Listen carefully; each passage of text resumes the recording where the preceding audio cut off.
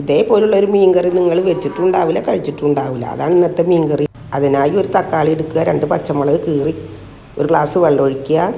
അതിലേക്ക് മുളക് പൊടി, മഞ്ഞൾപ്പൊടി, ഒരു നുള്ളു ഉപ്പ്, കരിവേപ്പില. എന്നിട്ട് വെള്ളം നല്ലതുപോലെ ഇളക്കി തീ കത്തിച്ച് അടുപ്പത്ത് വെക്കുക.